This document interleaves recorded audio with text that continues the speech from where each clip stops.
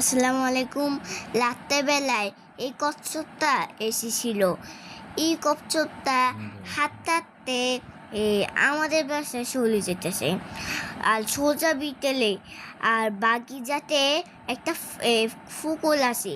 এই ফুকুলে পানিতে চলে যেতেছে। আমরা দৌড়াদৌড়ি করি, দৌড়ি দড়ি সবাই ধরতে পারে না, কামড় দেয়।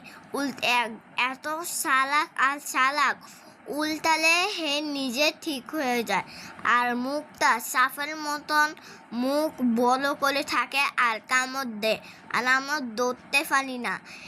এরপরে আমার আব্বু ধরে বলছে এই সাইড দিয়ে এইটা ফুকুল ফালে চলো।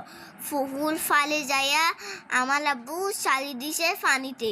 আমার আব্বু পানিতে চালে কি সুন্দর মতন সাঁতার কাটতে যেতেছে। এখন দেখেন কি সুন্দর একটা কচ্ছপ। একদিন আরেকটা ছিল কচ্ছপ, এটা বিলুপ্ত ছিল একটা কচ্ছপ। এখন এই কচ্ছপটা কে ফাইসে আমরা ফাইয়া হেকে আনছি আমরা আইনা আমরা দেখছেন আমার দেখছেন হে কত চালাক উল্টাতেছি, হে নিজে ঠিক হয়ে যায়। এখন নিচেতে দেখছে ফলে কে জানি দড়ি নিয়ে আমার টাইম ভাইয়া দড়ি নিয়ে যেতেছে, আর আমাদের বাচ্চারা এখানে লাঠি দিতেছে। সবাই কচ্ছপের ভিতরে দেখতেছে, আর সবাই